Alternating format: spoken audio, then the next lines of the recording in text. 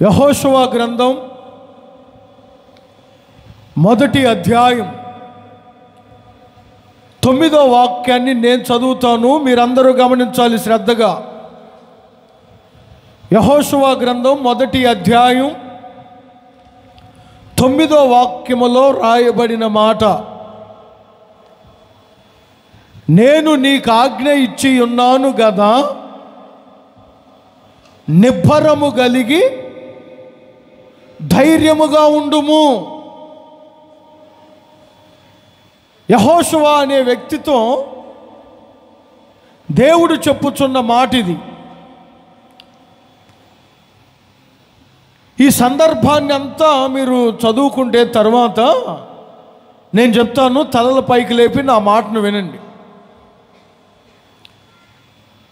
ఈ సందర్భాన్ని అంతా చదువుతూ ఉన్నప్పుడు తన చుట్టూ జరిగే కొన్ని పరిస్థితులను బట్టి యెహోషువ భయపడుతూ కలవరపడుతున్నట్లు దేవునికి అనిపించింది.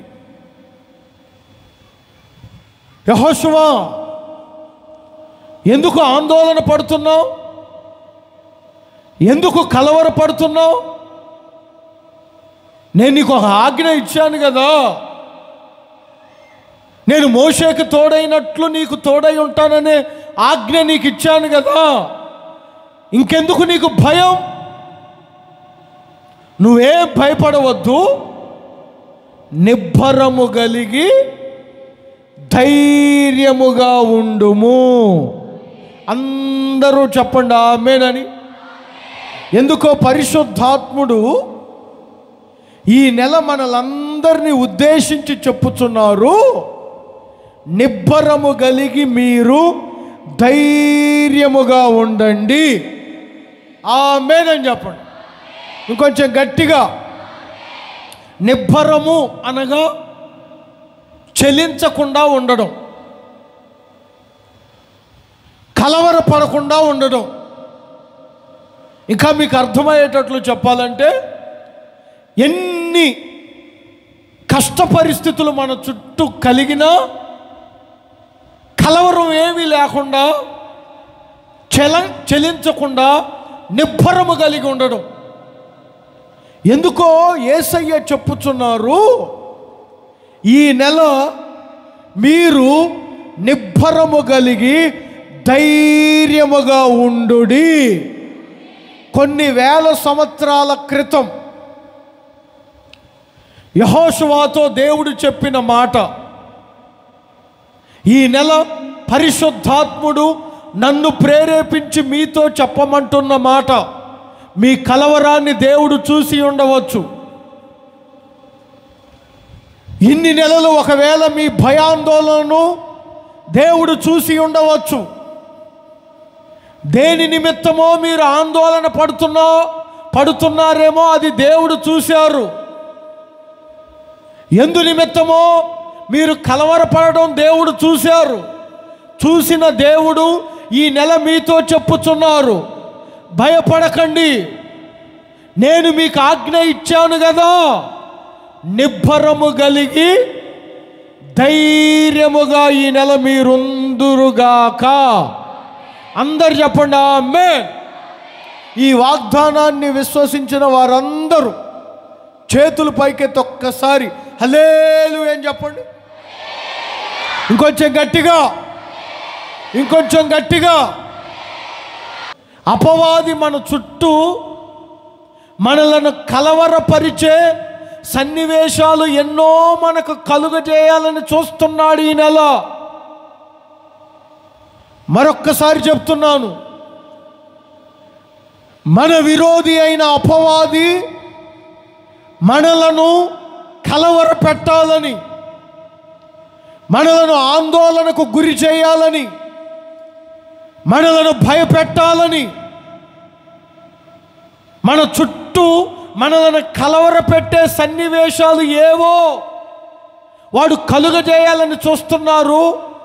వాగ్దానపూర్వకంగా దేవుడు చెప్పుచున్నారు, ఈ నెల నిబ్బరము కలిగి ధైర్యముగా మీరుండండి. అందరు చెప్పండి ఆమేన్. ఏం కలవరపడొద్దు. ఏం ఆందోళన చెందవద్దు, ఏం భయపడవద్దు. నిబ్బరము కలిగి మీరు ధైర్యముగా ఉండండి. దేవుడు మీ పక్షమై ఉండబోతున్నాడు. ఆమేన్. నేను రాజుల మొదటి గ్రంథములో ఒక మాట చదివాను. 2వ అధ్యాయం, రాజుల మొదటి గ్రంథం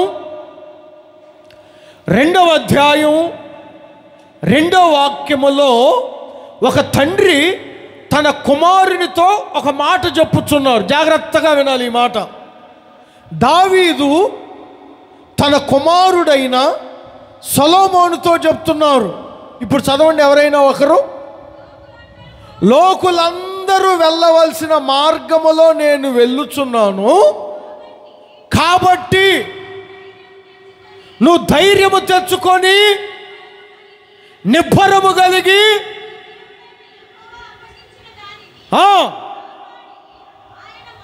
సొలొమోనైన నా కుమారుడా, నేనైనా నీవైనా లోకులందరూ వెళ్ళవలసిన మార్గములోనే వెళ్ళాలి. గుర్తుపెట్టుకోండి ఈ మాట. దానికి విశ్వాసులనే భేదం లేదు, సేవకుడనే భేదం లేదు, అధికారి అనే భేదం లేదు, ఫలానా ముఖ్యమంత్రి అనే భేదం లేదు. ఎవడైనా ఒకరోజు లోకులందరూ వెళ్ళవలసిన మార్గములోనే వెళ్ళాలి. లోకములో జరిగే ఏ విపత్తునైనా ఏదో ఒక రోజు మనం ఎదుర్కోవాలి.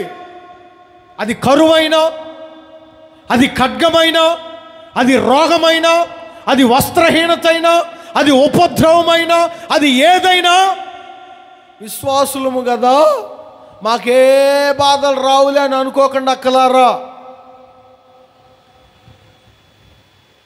ఈరోజు 4 అధ్యాయాలు ఎక్కువ చదివాను కదా, నాకే కష్టం రాదులే అనుకో మాకు సహోదరుడా. మనం ఏదో ఒక రోజు లోకములో జరిగే విపత్తులలో ఏదో ఒక విపత్తు మనము ఎదుర్కొనవలసిందే. అయితే నువ్వేం చేయాలంటే నిబ్బరము కలిగి నీ హృదయాన్ని ధైర్యముగా ఉంచు. ప్రైజ్లో కొంచెం గట్టిగా. లోకములో అందరూ పడుతున్న శ్రమ ఏదో ఒక రోజు నువ్వు అనుభవించవలసిందే. ఏదో ఒక రోజు నువ్వు ఇబ్బంది ఎదుర్కొనవలసిందే. వాగ్దాన పూర్వకముగా దేవుడు చెప్పుచున్నారు, నువ్వు ధైర్యముగా ఉండు, నిబ్బరము కలిగి ఉండు, చలించమాకు. ఎందుకు చలించి కంగారు పడి రోగాలు తెచ్చుకుంటావు? నేను చెప్తున్నాను కదా, సాక్షాత్తు మనం ఆరాధిస్తున్న యేసయ్యే ఈరోజు మనతో చెప్పుచున్నారు, నీవు నిబ్బరము కలిగి ధైర్యముగా ఉండు. నేను ఒక మాట చెప్తాను. యోహాను సువార్త 16వ అధ్యాయం, యోహాను సువార్త 16వ అధ్యాయం 33వ వాక్యములో,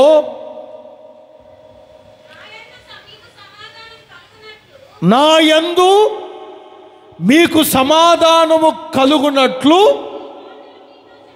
ఏ మాటది?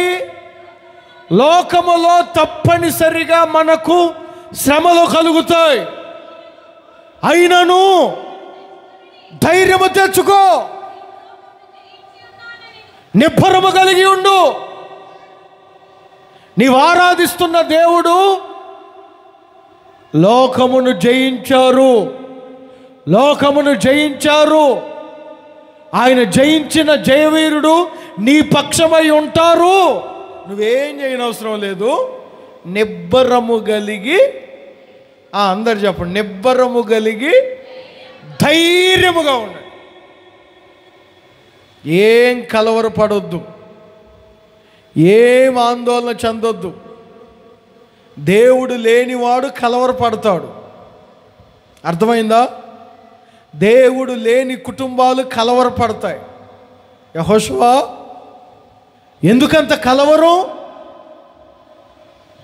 నేను మోషేకి తోడై ఉండినట్లు నీకు తోడై ఉంటాను కదా, నీ పక్షమై ఉంటాను కదా, నేను ఆజ్ఞ ఇచ్చాను కదా, ఎందుకంత కలవరం? ప్రియమైన విశ్వాసులారా, దైవ జనాంగమా, ఈ వర్తమానం వినుచున్న దేవుని ప్రియులారా, ఓ దైవ సేవకునిగా నేను మీతో చెప్పుచున్నాను, ఈ నెల నిబ్బరము కలిగి మీరు ధైర్యముగా ఉండండి. విశ్వసించిన వారందరూ చేతులు పైకెత్తి ఒక్కసారి హల్లెలూయా అని చెప్పండి. ఇంకొంచెం గట్టిగా, ఇంకొంచెం గట్టిగా. ఎందుకంటే మోషేకు దేవుడు ఎలా తోడై ఉన్నారో, మోషేకు దేవుడు ఎలా తోడై ఉన్నారో నీకును అలానే తోడై ఉండబోతున్నాడు. నువ్వు నిబ్బరము కలిగి ధైర్యంగా ఉండంతే. చీటికి మాటికి నువ్వు కంగారు పడి, నీ భర్తను కంగారు పెట్టి, నీ పిల్లలను కంగారు పెట్టి, ఏమీ లేకుండానే హాస్పిటల్లో కూర్చొని 50,000 బిల్లు వేయించు మాకు. అర్థమైందా? కొంతమందికి ఒకటే కంగారు ఎక్కువ, ఏం ఉండదు. మరలా తీరా అన్ని చెకప్లు అయిపోయిన తర్వాత, అన్ని రిపోర్ట్స్ నార్మల్ అని వచ్చిన తర్వాత అప్పుడు నెమ్మదిగా ఉంటుంది. అప్పుడు నెమ్మదిగా ఉండేలోపు బిల్లు 40,000 అయింది. ఎందుకంత కంగారు? దేవుడు నాతో చెప్పమన్నారు. ఓ దైవ సేవకునిగా ఈ శుభదినాన మీతో చెప్పుచున్నాను, ఈ నెల నువ్వు ఈ కలవరాలన్నిటిని తొలగించి నిబ్బరము కలిగి నీవు ధైర్యముగా ఉందువుగాక. 46వ కీర్తన 5వ వాక్యమును మీరు చదివారో లేదో, అక్కడ రాయబడిన మాట ఏమిటంటే 46వ కీర్తన 5వ వాక్యం.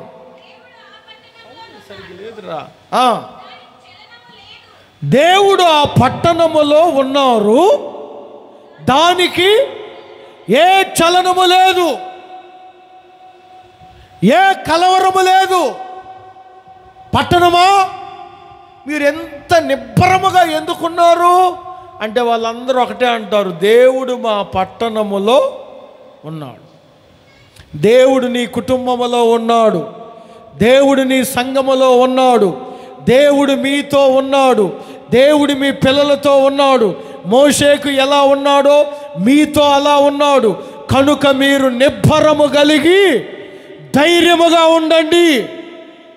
ప్రైజ్ ది లార్డ్, హల్లెలూయా. కొంచెం గట్టిగా అందరూ మీ చేతులు పైకెత్తి ఒక్కసారి చేతులు ఊపుతూ ఈ వాగ్దానాన్ని దేవుడు మనకిచ్చినందులకు అందరూ స్తోత్రములని చెప్పండి. చేతులు ఊపుతూ అందరు చెప్పాలి, స్తోత్రం స్తోత్రం. చెప్పండి, బిగ్గరగా చెప్పండి, స్తోత్రం స్తోత్రం. ఇక చాలు.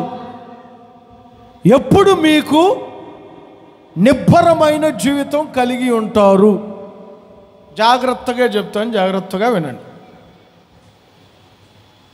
ఎందుకు నేను నిబ్బరము కలిగి ధైర్యముగా ఉండాలంటే ఒక 3 విషయాలు చెప్పాను. దేవుని వాగ్దానాలు మనకున్నవి గనుక మనము నిబ్బరము కలిగి ఉండాలని, దేవుడు మన కార్యములు సఫలం చేస్తారు గనుక మనము నిబ్బరము కలిగి ఉండాలని, మరొకటి చెప్పాను. చెప్పండి ఏంటది? ఏ అపాయము రాకుండా దేవుడు నిన్ను కాపాడుతాడు గనుక నీవు నిబ్బరము కలిగి ధైర్యముగా ఉండాలని ఒక 3 విషయాలు నేను మీతో చెప్పాను. మరొక్కసారి ఈ ఆరాధనలో మీతో చెప్పుచున్నాను, మీరు నిబ్బరము కలిగి ధైర్యముగా ఉండండి. ఎందుకు మేము నిబ్బరము కలిగి ధైర్యముగా ఉండాలి పాస్టర్ గారు అని మీరు నన్ను అడిగితే నేను చెప్పే మాట ఏమిటో తెలుసా? వాగ్దానాలు మన జీవితంలో ఎన్నో ఉన్నాయి, వాటిని నెరవేర్చుటకు సమృద్ధిగా ఉన్నాయి. వాగ్దానమును నెరవేర్చుటకు ఆయన సమర్థుడు గనుక మనం నిబ్బరము కలిగి ఉండాలి. ఈ నెల ఓ దైవ సేవకునిగా మీతో చెప్పుచున్నాను, మీ కార్యములన్నీ దేవుడు సఫలపరచబోతున్నాడు. మీరు నిబ్బరము కలిగి ఉండండి, మీ పనులన్నిటిని దేవుడు సఫలము చేయబోతున్నాడు. ఆమేన్ చెప్పండి. మీరు నిబ్బరము కలిగి ఉండండి. మరొకసారి, ఏ అపాయము రాకుండా ఈ నెల దేవుడు మిమ్మును కాపాడబోతున్నాడు. మీరు నిబ్బరము కలిగి ఉండండి. ఆమేన్. ఒక 3 విషయాలు ఈరోజు మీతో చెప్తాను. ఒక వ్యక్తి నిబ్బరమైన జీవితం ఎప్పుడు జీవిస్తారు? జాగ్రత్తగా వినాలి. నీవు నిబ్బరము కలిగి ధైర్యముగా ఉండుము అని దేవుడు చెప్పారు. ఎప్పుడు నీ జీవితంలో నిబ్బరము కలిగి నీవు ధైర్యముగా ఉంటావు? ఎందుకు నీవు నిబ్బరము కలిగి ఉండాలో చెప్పాను. వాగ్దానాలు నెరవేరుస్తారని, నీ కార్యములన్నీ సఫలపరుస్తాడని, నిన్ను ఆయన కాపాడుతాడని. నిబ్బరమైన జీవితం నేను జీవించాలంటే నాలో ఏ స్వభావాలు ఉండాలి? జాగ్రత్తగా వినండి. యెషయా ప్రవచన గ్రంథం 32వ అధ్యాయం. పరిశుద్ధ గ్రంథములో యెషయా ప్రవచన గ్రంథం 32వ అధ్యాయం.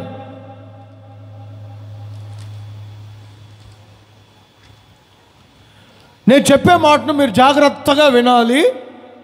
చాలా బాగుంటుంది ఆ మాట. 16, 17 వాక్య భాగములను చదివితే, యెషయా ప్రవచన గ్రంథం 32వ అధ్యాయం 16, 17 వాక్యములను చదివినప్పుడు, న్యాయము అరణ్యములో నివసించును, ఫలభరితమైన భూమిలో నీతి దిగును, ఆ నీతి నీకు సమాధానము కలుగజేయును, ఆ నీతి వలన నిత్యము నిమ్మలము. ఆ మాట చూడండి. నీతి వలన నిత్యము నిమ్మలము నిబ్బరము కలుగును. నిత్యము అంటే ప్రతిరోజు. జాగ్రత్తగా వినండి. నిత్యము అనగా ప్రతిరోజు. ప్రతిరోజు ఒక నిమ్మలమైన జీవితం, ఏ కలవరము లేకుండా ఒక నిబ్బరమైన జీవితం నీవు జీవించాలంటే నీతి కలిగి ఉండాలి. నీతికి మరొక పేరు నిజాయితీ. మంచి నడవడిక. నీతికి వ్యతిరేకత ఏమిటంటే అవినీతి. నువ్వు నీతి కలిగిన వాడవైతే, నువ్వు నిజాయితీ కలిగిన వాడవైతే, నువ్వు మంచి నడవడిక కలిగిన వాడవైతే ఎందుకు నీవు నిబ్బరముగా ఉండవు? వాక్యం ఇలానే చెప్తుంది.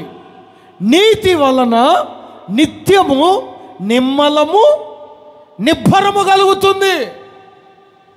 సంగమా, ఒక నిబ్బరమైన జీవితం నీవు కలిగి ఉండాలంటే తప్పనిసరిగా నీవు నీతిమంతుడవై ఉండాలి. నీవు నీతిమంతురాలవై ఉండాలి. నీతి కలిగిన వ్యక్తివై ఉండాలి. నీతికి మరొక పేరే నిజాయితీ. ఒక మంచి నడవడిక. ఈరోజున చాలామంది నీతి తప్పి నడిపించబడుతున్నారు. ఏమాత్రం వారిలో నిజాయితీ లేదు. ఏమాత్రం వారిలో మంచితనము లేదు. నువ్వు నీతి కలిగిన వాడు అయితే, నీతి నిబ్బరమైన జీవితాన్ని కలుగజేస్తుంది కదా. చిన్న చిన్న విషయాలకే అధైర్యపడిపోయి, కలవరపడిపోయి, నిమ్మలము లేక నిబ్బరము లేక ఉండడానికి కారణం ఏమిటంటే, ఈరోజున చాలామంది నీతిగా లేరు. ఒక భర్త తన భార్య దగ్గర నీతి కలిగిన వాడైతే,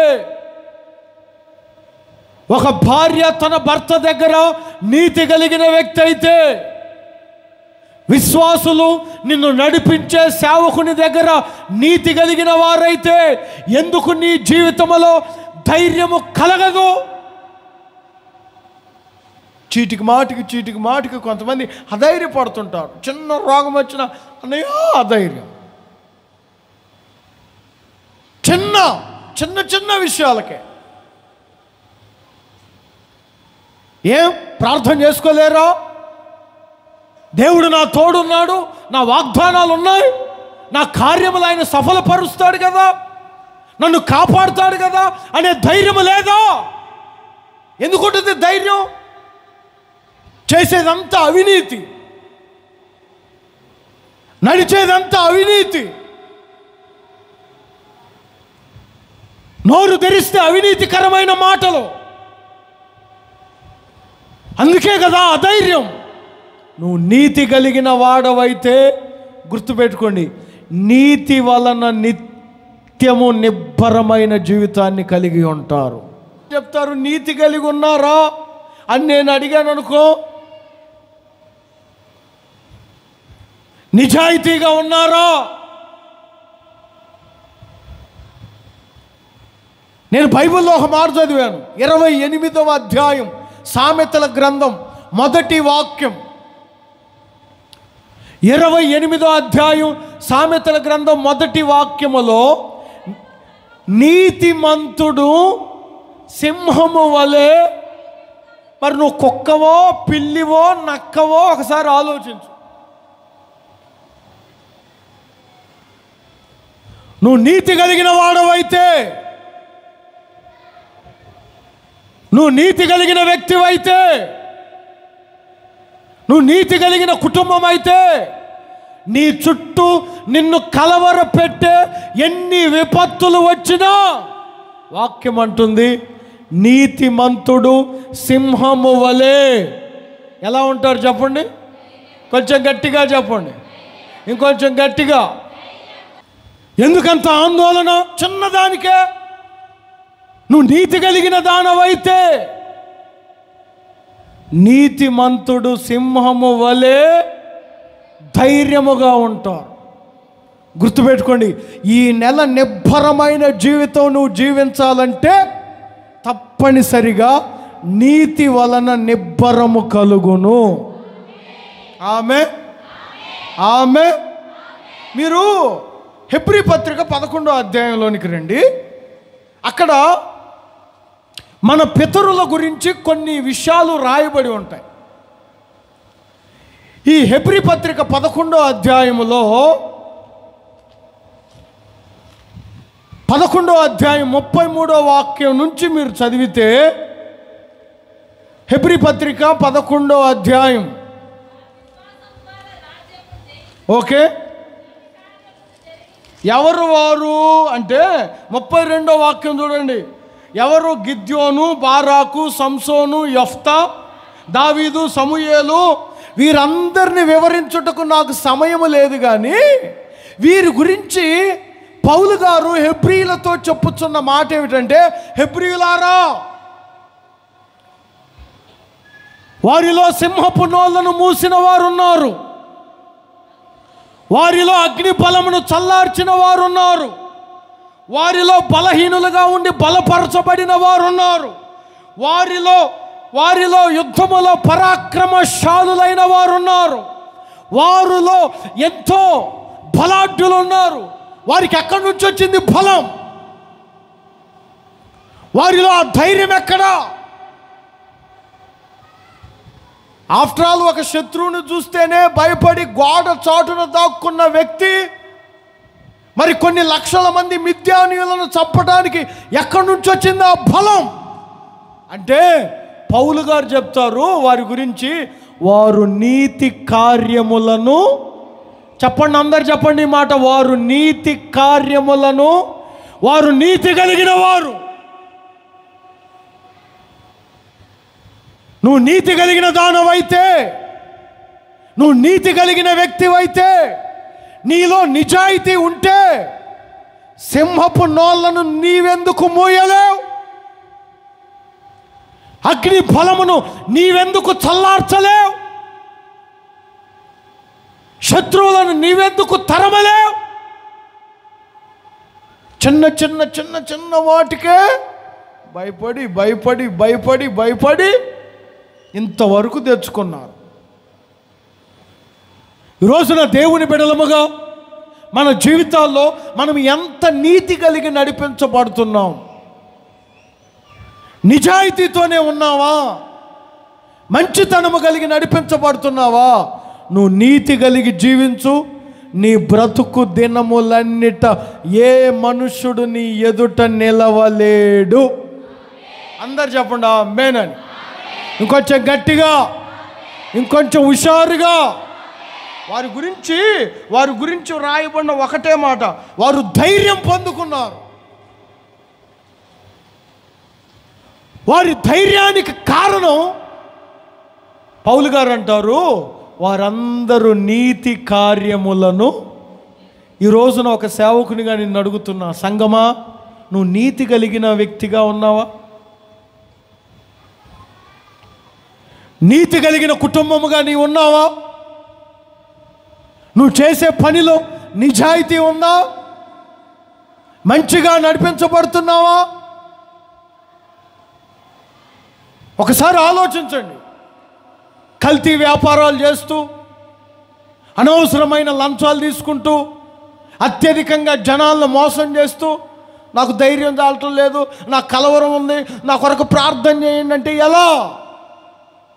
నువ్వు నీతి కలిగిన వ్యక్తివైతే నీతి వలన నీ జీవితంలో ప్రతిరోజు నిబ్బరము నిమ్మలము కలుగుతుంది. అందరు చెప్పండి ఆమేన్. ఇంకొంచెం గట్టిగా. 21వ అధ్యాయం సామెతల గ్రంథంలో దేవుడు కూడా ఇదే చెప్తారు. సామెతల గ్రంథం 21వ అధ్యాయం 3వ వాక్యములో రాయబడిన మాట ఏమిటంటే, నీతి న్యాయములను అనుసరించి నడుచుకొనుట బలులర్పించుట కంటే దేవునికి ఇష్టమైనది ఏంటంటే, అక్కలారా కొంచెం తల్ల పైకి లేపి నా మాటను వినండి. నీ చుండ్రు పట్టిన తల వెంట్రుకలు కాదు దేవునికి ఇష్టం. దేవునికి ఇష్టమైంది ఏమిటి? బలులర్పించుట కంటే నీతి న్యాయములను అనుసరించుటే. ఈరోజు నీతి కలిగి ఉన్నావా? మంచితనముతో ఉన్నావా? వారు చాలా పర్ఫెక్ట్గా చేస్తారు. యేసయ్య కాలంలో కొంతమంది ఉన్నారు, శాస్త్రులు, పరిసయ్యులు, ధర్మశాస్త్రోపదేశకులు. ఎవరెవరు చెప్పండి? శాస్త్రులు, పరిసయ్యులు, వాళ్ళు కొన్ని విషయాలు చాలా పర్ఫెక్ట్గా చేస్తారు. మనం కూడా పనికిరాం.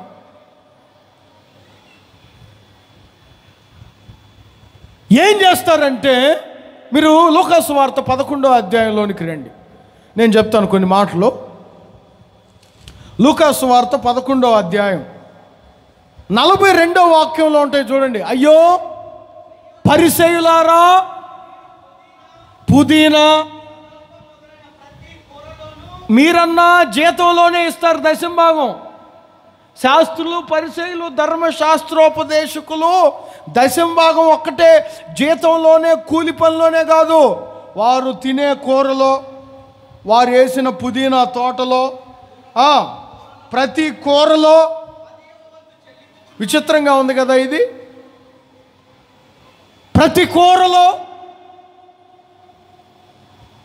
మీరన్నా మీ నెల జీతంలోనే దశంభాగం ఇస్తారు.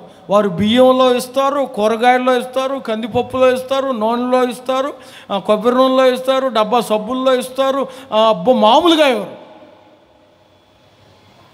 అన్నీ బాగానే చేస్తారు. కానీ దేవుడు అంటారు చూడండి అక్కడ, న్యాయమను దేవుని ప్రేమను మీరు ఎందుకన్నాడు ఈ మాట అని కొంచెం నేను గమనించా.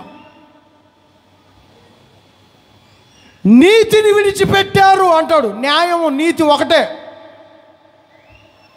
ఎందుకన్నాడు ఈ మాట అని కొంచెం నేను బైబిల్ చదివినప్పుడు ఈ శాస్త్రులు పరిసయ్యులు ధర్మశాస్త్రోపదేశకులను వాళ్ళు 10వ భాగంలో అన్ని విషయాల్లో పర్ఫెక్ట్గానే ఉంటారు, కానీ నీతిని విడిచిపెట్టారని ఎందుకు అన్నాడు అని చదివితే, అసలు నీతి అంటే మంచి మార్గం. మరొకసారి చెప్పండి, ఏంటది? కొంచెం గట్టిగా. సన్మార్గం, మంచి నడవడిక. ఎందుకు చెప్పాడు ఈ మాట వారిని ఉద్దేశించి అంటే, నేను లూకాసు వార్త 13వ అధ్యాయం 14వ వాక్యం, 14వ అధ్యాయం 7వ వాక్యం, ఈ 2 చోట్ల ఒక చరిత్ర రాయబడి ఉంది. 13వ అధ్యాయం 14వ వాక్యంలో చూడండి, విశ్రాంతి దినమున ఒకరిని దేవుడు స్వస్థపరిచాడు. చూడండి, ఆ సమాజ మందిరపు అధికారి ఆయన మీద కోపపడి, జాగ్రత్తగా వినాలి, ఎందుకు మీలో నీతి లేదని దేవుడు చెప్పాడంటే, విశ్రాంతి దినమున ఒక ఆమె ఆయన దగ్గరకు వస్తే ఆమెను స్వస్థపరిచాడు, మంచి చేశాడు. వీరికున్న దరిద్రత ఏమిటంటే, వీరు మంచి చేయరు, చేసే యేసయ్యను మళ్ళా ఆయన మీద లేనిపోంది, మంచి చేస్తే అడ్డగించడం. మీరు 14వ అధ్యాయంలో కూడా ఇదే రాయబడి ఉంటుంది. మీరు కావాలంటే 17వ వాక్యం చదువుకోండి. లూకాసు వార్త 14వ అధ్యాయంలో కూడా ఇదే మాట రాయబడి ఉంటుంది. మంచిని అడ్డగించడం. దేవుని ప్రియులారా, మనం నీతి కలిగి ఉండాలి ఒకటి. రెండవదిగా, మనం నీతిగా లేకపోయినా ఎవరన్నా మన ఎదుట నీతిగా ఉంటే వారిని ఎంకరేజ్ చేయాలి, కానీ వారి మీద కోపపడి, వారిని దూషించి, వారి గురించి వ్యతిరేకంగా సేవకులకు చెప్పి అది మంచి పద్ధతి కాదు. ఓ దైవ సేవకునిగా నేను చెప్తున్నాను, నీతి వలన మీ జీవితంలో నిబ్బరమైన జీవితాన్ని కలిగి ఉంటారు. ఓ సేవకునిగా మీ అందరి కొరకు మనస్ఫూర్తిగా ప్రార్థన చేశాను. నా యేసయ్య చెప్పమన్నారు, నిబ్బరమైన జీవితం ఈ నెల మీరు జీవించబోతున్నారు. అందరు చెప్పండి ఆమేన్. విశ్వసించిన వారందరూ చేతుల పైకెత్తి ఒక్కసారి హల్లెలూయా అని చెప్పండి.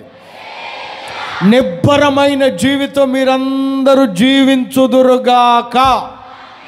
అట్టి నిబ్బరమైన జీవితం మీరు జీవించాలంటే మీలో మొదటిగా ఏముండాలి చెప్పండి? నీతి కలిగిన వారిగా మీరుండాలి.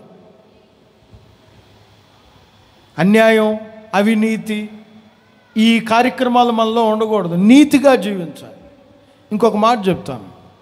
దానియేలు గ్రంథం 9వ అధ్యాయం, పరిశుద్ధ గ్రంథములో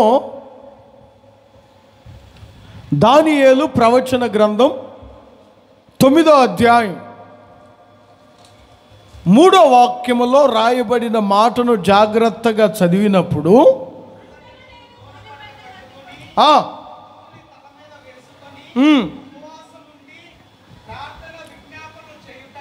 దానియేలు జీవితంలో జాగ్రత్తగా వినండి, కొన్ని కార్యాలు ఆలస్యమయ్యాయి. తలపైకి లేపి నా మాటను వినాలి. కొన్ని తనను కలవరపరిచాయి, తనను కొన్ని కలవరపెట్టాయి. అయ్యో, శ్రమలు రాబోతున్నాయి, ఇబ్బందులు రాబోతున్నాయి, దేవుడు చెప్పిన 70 సంవత్సరాలు సంపూర్తి అగుచున్నది, ఇక ఆ తర్వాత శ్రమలే, ఆ తర్వాత బాధలే అని తనను కొన్ని కలవరపరిచాయి. ఎప్పుడైతే తనను కొన్ని కలవరపరిచాయో వెంటనే దానియేలు ఏం చేశారంటే గోనె పట్ట కట్టుకొని ధూళి తల మీద వేసుకొని ఉపవాసం ఉండి ప్రార్థన విజ్ఞాపనలు చేయుటకై మనస్సును నిబ్బరపరచుకొనెను. జాగ్రత్తగా వినండి. మనసును నిబ్బరపరుచుకొనెను. కొంచెం జాగ్రత్తగా వింటే ఈ మాట అర్థమవుతుంది. ఒక నిబ్బరమైన జీవితం దానియేలు కలిగి ఉండటానికి గల కారణం ఏమిటంటే, తను అప్పటి వరకు కలవరపడ్డారు, అప్పటి వరకు జరగబోతున్న పరిస్థితులను బట్టి ఆందోళన చెందాడు. ఎప్పుడైతే గోనె పట్ట కట్టుకొని ధూళి తల మీద పోసుకున్నాడో తన మనసుకు ఎక్కడా లేని నిబ్బరం వచ్చింది. ఇక చాలా నిబ్బరముగా ఉన్నాడు. జాగ్రత్తగా వినాలి ప్రియులారా. గోనె పట్ట కట్టుకోవడం అంటే బియ్య బస్తాలన్నీ చించుకొని తల మీద ఒక గోనె పట్ట తీసుకొని నేను కూడా గోనె పట్ట కట్టుకున్నాను, నా మనసు కూడా నిబ్బరముగా ఉంటుంది అని అనుకోమాకండి. రెండు విషయాలు చెప్తాను, జాగ్రత్తగా గుర్తుపెట్టుకోండి. రాజవస్త్రములు ఘనతకు సాదృశ్యం. పాత నిబంధన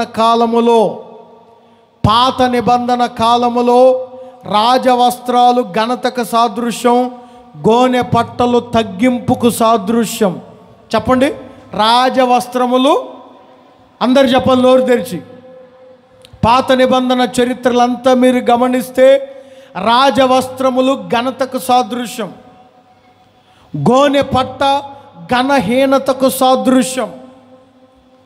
ఆదికాండం మొదలుకొని మలాకీ గ్రంథం వరకు మన పితరులు దేవుని సన్నిధికి వెళ్ళినప్పుడు అంతా వారు గోనె పట్టలు ధరించి ధూళి తల మీద పోసుకొని, గోనె పట్టలు ధరించి ధూళి తల మీద పోసుకొని అనే మాటలు రాయబడి ఉంటాయి.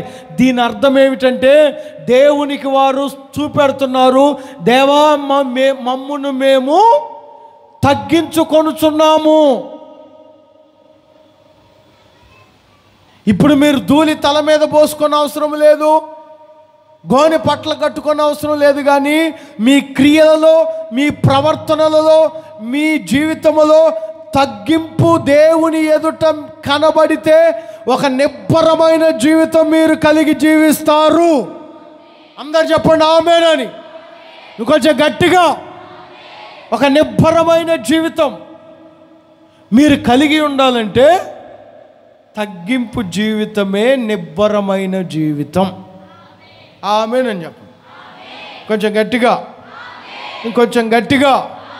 ఈరోజు చాలామంది జీవితంలో తగ్గింపు లేదు.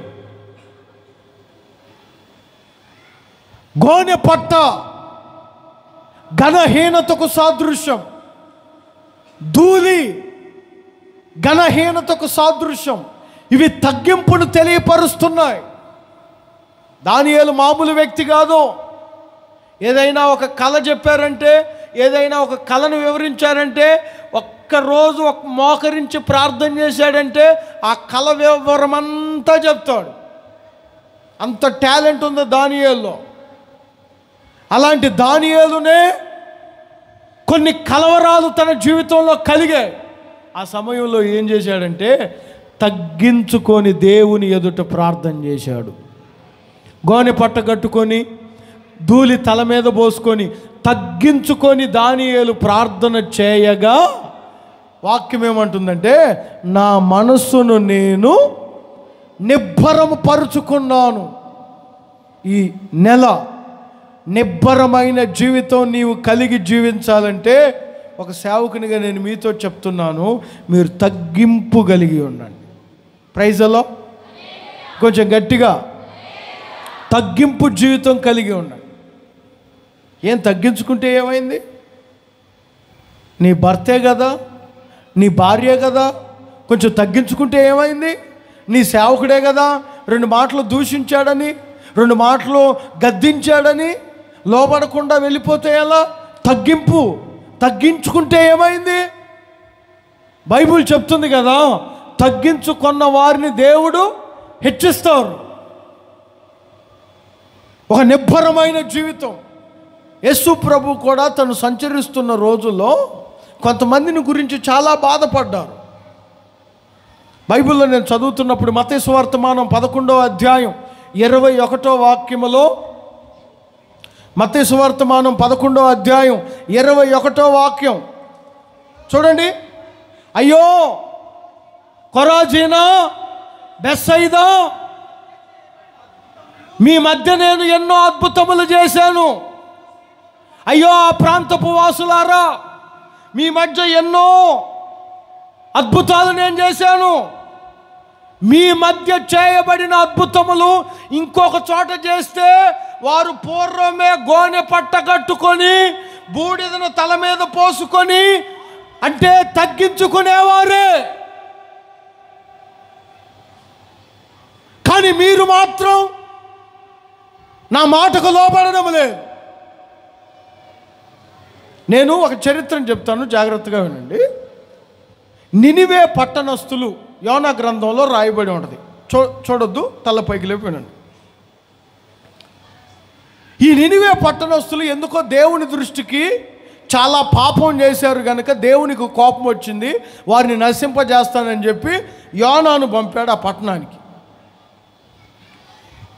యోనా ఒక రోజంతా పట్టణం అంతా తిరిగాడు. బాగా తిరిగి ఒకటే మాట, నినివే ప్రజలారా, దేవుడు నన్ను పంపాడు, మిమ్మల్ని నశింపజేస్తానన్నాడు, మీ మీదకి ఏదో తెప్పిస్తానన్నాడు, మీరు నాశనం అయిపోతారా, నా మాట వినండి, మీరు తగ్గించుకోండి, దేవుని ఎదుట మీ పాపాలు ఒప్పుకోండి, దేవుని ఎదుట మీరు క్షమాపణ అడగండి. ఎందుకంటే లోకములో ఎవ్వరు క్షమించకపోయినా యేసయ్యలో ఉన్న ఒక మంచి లక్షణం ఏమిటంటే క్షమించుటకు సిద్ధమైన మనసు కలిగిన వాడు నేను ప్రకటిస్తున్న నజరేయుడైన యేసు. అందరు చెప్పండి ఆమేన్ అని. ఇంకొంచెం గట్టిగా, ఇంకొంచెం హుషారుగా. కనుక నా మాట వినండి, నినివే పట్టణస్థులారా, నా మాట వినండి రా బాబు. ఎప్పుడైతే యోనా ఆ పట్టణస్థులందరికీ చెప్పాడో నేను ఒక మాట చదివాను. యోనా గ్రంథం 3వ అధ్యాయం 6వ వాక్యం. యోనా గ్రంథం 3వ అధ్యాయం పరిశుద్ధ గ్రంథములో అందరూ చూడాలి ఈ మాట. యోనా గ్రంథం 3వ అధ్యాయం 6వ వాక్యం. ఏ సంగతి? దేవుడు మీ మీద కోపపడుతున్నాడు, మీ పట్టణాన్ని నశింపజేస్తానన్నాడు, మీది చిన్న పట్టణమైన దేవుని కోపానికి గురి కావద్దు అనే సంగతి ఆ రాజు వినినప్పుడు, చూడండి చాలా మంచి మాట ఇది, తన సింహాసనం మీద నుంచి దిగి తన రాజవస్త్రములను తీసివేసి గోనె పట్ట కట్టుకొని బూడిదలో కూర్చుండెను. ఇదే తగ్గింపు జీవితం, ఇదే తగ్గింపు. కొంతమందికి చూడండి, రోగం వచ్చి ఒక కాలు కొరికినా కానీ గర్వం తగ్గదు. నేను అనకూడదు కానీ షుగర్ వచ్చి అయ్యా ఒక కాలు తీసేశారు ప్రార్థన చేయండి పాస్టర్ గారు అన్నా కొంచెం గర్వం తగ్గదు, అహంకారం తగ్గదు, తగ్గింపు లేదు. కానీ నినివే పట్టణస్థులు రాజు మొదలుకొని, అర్థమవుతుందా, రాజు మొదలుకొని తన రాజవస్త్రములను తీసి ఏం ధరించాడు? అందరు చెప్పండి, ఏం ధరించాడు? గోనె పట్ట. అంటే చెప్పాను దేనికి సాదృశ్యం? తగ్గింపు జీవితం. అదొక తగ్గింపు జీవితానికి సాదృశ్యం. ఈ రోజున దేవుని బిడ్డలముగా మీ తగ్గింపు ఉందా? ఏమండి, నేను బైబిల్లో చదివినప్పుడు తగ్గింపు కలిగిన వారి మనవులే ఆలకించబడతాయి. ఆమేన్ అని చెప్పండి. నువ్వు ఎంత తగ్గించుకుంటే దేవుడు నీ ప్రార్థన అంత ఆలకిస్తారు. విశ్వసించిన వారు చేతుల పైకెత్తి ఒక్కసారి హల్లెలూయా అని చెప్పండి. ఇంకొంచెం గట్టిగా, ఇంకొంచెం హుషారుగా. మీరు ఎంత తగ్గించుకుంటారో దేవుడు మీకు అంత నిబ్బరమైన జీవితాన్ని కలుగు చేస్తాడు. ఆమేన్, హల్లెలూయా. అబ్రహాము ఉన్నాడు, అబ్రహాము ఉన్నాడా? ఏమండి, దేవుని దగ్గర చూడండి ఎంత తగ్గించుకుంటున్నాడు. దేవా, ధూళినైన నేను, బూడిదనైన నేను. ఎంత తగ్గింపు అబ్రహాంలో. ఎంతో ఆస్తిపరుడండి అబ్రహాము, విస్తారమైన ఆస్తి కలిగిన వాడు. కానీ దేవుని ఎదుట ఏమంటాడు చూడండి, ధూళినైనా బూడిదనైనా. మీరు ఆ 18వ అధ్యాయం అంతా చదువుకోండి. 27వ వాక్యం 31వ వాక్యం చూడండి. ధూళినైన నేను, బూడిదనైన నేను. ఎంత తగ్గింపురా! అబ్రహాములో ఉన్న ఆ తగ్గింపే విశ్వాసులకు తండ్రిగా మార్చింది. Praise the Lord. దేవుని ప్రియులారా, మనం తగ్గించుకుందాం. తగ్గింపు కలిగిన జీవితం నీకుంటే నిబ్బరముగా నీ ఉండగలవు. ఆమేన్ చెప్పండి. ఇంకొంచెం గట్టిగా, ఇంకొంచెం హుషారుగా. 2 విషయాలు నేను మీతో చెప్పాను. నిబ్బరమైన జీవితం కలిగి ఉండాలంటే, నిబ్బరమైన బుద్ధి కలిగిన వారై ఉండాలంటే నిబ్బరము కలిగి ఉండండి. నిబ్బరము కలిగి ధైర్యము తెచ్చుకొనుము. ఎప్పుడు నిబ్బరమైన జీవితాన్ని కలిగి ఉంటారు చెప్పండి. మొదటిగా చెప్పాను, నీతి కలిగిన వారే నిబ్బరమైన జీవితాన్ని కలిగి ఉంటారు. రెండవదిగా, నిబ్బరమైన జీవితం కలిగి ఉండాలంటే నీలో తగ్గింపు కనపడాలి. తగ్గింపు జీవితం నీలో దేవుడు చూస్తే నువ్వు నిబ్బరముగా ఉంటావు. చివరిగా మరొక్క మాట అని చెప్పి నేను ముగిస్తాను. జాగ్రత్తగా నా మాటలు వినాలి. చివరిగా మరొక్క మాట చెప్తాను. 27వ కీర్తన చివరి మాట. 27వ కీర్తన 14వ వాక్యం. Okay okay. నీ హృదయమును నిబ్బరముగా ఉంచుకొనుము. ఎందుకు నా హృదయాన్ని నేను నిబ్బరముగా ఉంచుకోవాలి? జాగ్రత్తగా వినాలి. ఎందుకు నా హృదయాన్ని నేను నిబ్బరముగా ఉంచుకోవాలి అంటే, భక్తునికి ఒక నమ్మకం ఉంది.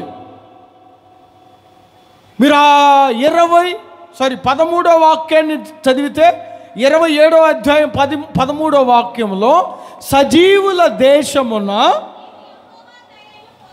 నేను దేవుని దయను పొందుకుంటాను.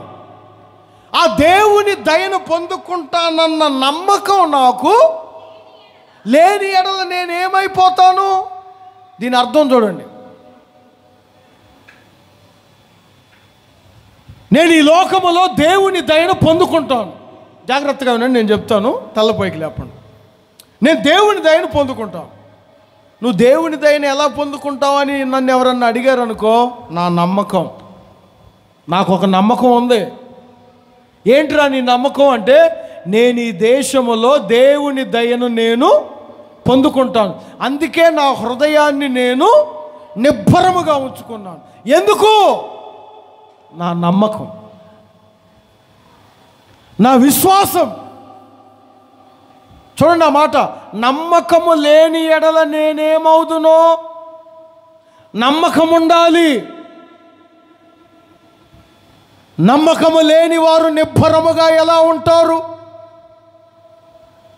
మరొక్కసారి చెప్తున్నాను, నీవు ఆరాధిస్తున్న దేవుని మీద నీకు నమ్మకం ఉండాలి. నీ సేవకుని మీద నీకు నమ్మకం ఉండాలి. నీ సంఘం మీద నీకు నమ్మకం ఉండాలి. నమ్మకము లేని ఎడల నీవు నిబ్బరముగా ఎలా ఉంటావు? ఈ నెల మీరు దేవుని యందు నమ్మకం ఉంచండి. మీ పిల్లలకు ఉద్యోగాలు రాబోతున్నాయి. అందరు చెప్పండి ఆమేన్. నీ గర్భము తెరవబడుతుంది. నీ అప్పులు తీర్చబడబోతున్నాయి. నీ ఇల్లు కట్టుకోబోతున్నావు. అందరు చెప్పండి ఆమేన్. ఆ నమ్మకము ఉంచండి. ఆ నమ్మకమే నీ నిబ్బరమైన జీవితానికి సాదృశ్యం. నమ్మకం లేకపోతే ఎలా? దేవుని దగ్గరకు వస్తుంటారు, కొంతమంది నమ్మరు. నమ్మండి. ఇక్కడ కూర్చున్న మీరందరూ దేవుని యందు నమ్మకం ఉంచండి. తప్పనిసరిగా దేవుని దయను మీరు పొందుకునే వెళ్ళబోతున్నారు. దేవుని దయను పొందుకునే మీరు వెళ్ళబోతున్నారు. నేను అనుభవించాను, మీతో చెప్పుచున్నాను, మీరు నమ్మకం ఉంచండి. ఈ నెల మిమ్మల్ని నిబ్బరముగా దేవుడు ఉంచబోతున్నాడు. షడ్రక్ మెషక్ అబేద్నెగోలకి నమ్మకం ఉంది, నమ్మకం ఉంది. అందుకే వారికి నిబ్బరం. పాపం రాజుగారి స్టన్ అవుతున్నారు. ఎరా మీకు భయం లేదా? లేదు. మీకు ఏమాత్రం చచ్చిపోతామనే భయం లేదా? మాకేమాత్రం భయం లేదు. అగ్నిగుండం 7 అంతలుగా చేశానురా, మీ కళ్ళ ఎదుటే జరుగుతుంది ఇదంతా, మీకు ఏమాత్రం భయం లేదా? వాళ్ళు అంటారు, మాకు ఒక ధైర్యం ఉంది, మాకు ఒక ధైర్యం ఉంది. అగ్నిగుండములోనైనా మా దేవుడు రక్షించుటకు సమర్థుడు. మా ధైర్యం అదే, మా నమ్మకం అదే. నువ్వు నమ్మకం ఉంచు. నమ్మకమైన జీవితము ఎవరిలోనూ ఉంటుందో వారి నెల నిబ్బరము కలిగి ఉండబోతున్నారు. అందరు చెప్పండి ఆమేన్. వారి ధైర్యం, మా నమ్మకం. మేము నమ్మాం దేవుణ్ణి. మరి మీరు ఎంతవరకు దేవుణ్ణి నమ్మారో, ఎంతవరకు దేవుని మీద ఆధారపడ్డారో నాకైతే తెలియదు. కానీ దేవుని యందు నమ్మకముంచుట ద్వారా నిబ్బరము మీరు అనుభవించబోతున్నారు. అందరు చెప్పండి ఆమేన్. మనం నమ్మకంగానే ఉంటాం, మనం చాలా నమ్మకంగా ఉంటాం. కానీ మన చుట్టూ కొంతమంది ఉంటారు, మనకు అపనమ్మకాన్ని కలుగ చేస్తుంటారు. అర్థమైందా? మనం బాగానే ఫెయిత్గా ఉంటాం, మనం చాలా నమ్ముతాం దేవుణ్ణి. మన చుట్టూ కొంతమంది ఉంటారు అపనమ్మకం కలిగించేవారు. ఆ మధ్య యేసన్న గారు చెప్తుంటే విన్నాను. ఒక నక్క ఉందట, ఒక నక్క ఒక తోటలోకి వెళ్ళింది, ద్రాక్ష తోటలోకి. ఎగిరింది ఎగిరింది ఎగిరింది ఎగిరింది. ఆ తోటలో ఉన్న ద్రాక్ష తోటలో ఉన్న కాయలు అందలా, దానికి అందలా. ఎగిరింది బాగానే, 1 గంట సేపు ఎగిరింది ఎగిరింది ఎగిరింది. ఉషం ఏమండి నిట్టూర్పుతో నీరసపు మొహం వేసుకొని వస్తూ ఉందట. ఎగిరాను కానీ నాకు, చెప్పండి, నాకు అందలేదు. ఎగిరాను, నాకు అందలేదు. 20 సంవత్సరాల నుంచి ఎగురుతూనే ఉన్నాను, నాకు అందలేదు. నా బతికేంది, అందలేదు అని వస్తూ ఉందట. హుషారుగా ఇంకొక నక్క ఎదురుగా వస్తుందట. వినండి, ఇది బాగుంటుంది. నక్కక్క, మార్తమ్మక్క, మరియమ్మక్క, నక్కక్క, ఎక్కడికి వెళ్తున్నావు? అదే తోటలో, ఆ తోటలో కాయలు ఉన్నాయని ఇన్ఫర్మేషన్ వచ్చింది, దాన్ని టెస్ట్ చేయడానికి పోతున్నాను నేను అంటే, ఈ నక్క ఏం చెప్పాలి? ఈ నక్క ఏం చెప్పాలి? నేను ఎగిరా నక్క, అది అందలేదు, నువ్వు ఎగురు, నీ వల్ల అయితే, నా వల్ల అయితే కాలేదని చెప్పొద్దా? 20 సంవత్సరాల అక్క, నేను ఎగిరాను, నా వల్ల కాలేదు, నేను ఆశీర్వాదాలు పొందుకోలేకపోయాను, నా జీవితంలో అద్భుతాలు జరగలేదు, నువ్వైనా ఎగురు అని చెప్పొద్దా?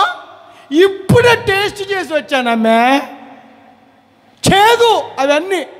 ఈ దొంగ మొహంది తినదా? చెప్పండి, మీరు చెప్పండి. ఈ దొంగ మొహందికి అసలు అందిందా కాయ? అందిందా లేదా? ఇవే కదా ఎక్స్ట్రాలు అంటే. వాస్తవం చెప్పాలి. 20 సంవత్సరాల నుంచి ఆ సంఘంలోనే ఉన్నాను, కానీ నాకు నమ్మకం లేదు, అందుకే నేను దేవుని అద్భుతాలు పొందలేకపోయాను.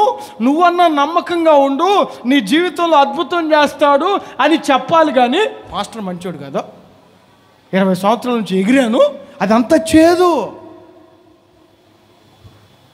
నువ్వేం తింటావులే ఆ కాయలు, నీదంతా బిర్యానీయేగా. ఇదే చెప్పాల్సింది. ఒక ముసలాం అయి ఉండి ఇదే చెప్పాల్సింది. అర్థమైందా? తిన్నగా పాపం ఈ నక్కని డిసప్పాయింట్ చేసింది.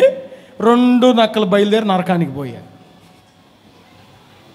ఇంకా ఆ తోటలోకి లేదు, ఎందుకంటే ఈమె వెళ్ళదు ఆ తోటలోకి, వచ్చేవాడిని కూడా. ఎందుకంటే అందరికి ఒక ఇన్ఫర్మేషన్ చెబుతుంది, ఏమని? అక్కడ కాయలన్నీ అపనమ్మకాన్ని కలిగించేవారు ఉంటారు. యథార్థంగా చెప్పాలి. ఎందుకు చెప్పానంటే ఈ అపనమ్మకం అనే మాట, యేసయ్య దగ్గరకు ఒకడు వచ్చాడు. యేసయ్య, నా కుమారుణ్ణి బాగు చేయండి, మీ శిష్యులు చాలా ప్రయత్నం చేశారు కానీ వారి వల్ల కాలేదు అంటే యేసయ్య ఏం చెప్పారు? మార్కు సువార్తమానం 9వ అధ్యాయం, మార్కు సువార్తమానం 9వ అధ్యాయం చూడండి, 23వ వాక్యం. ఏమైనా నీ వలనైతే మా మీద కనికరపడి మాకు సహాయం చేయమని అందుకు యేసు, నమ్ముట నీ వలనైతే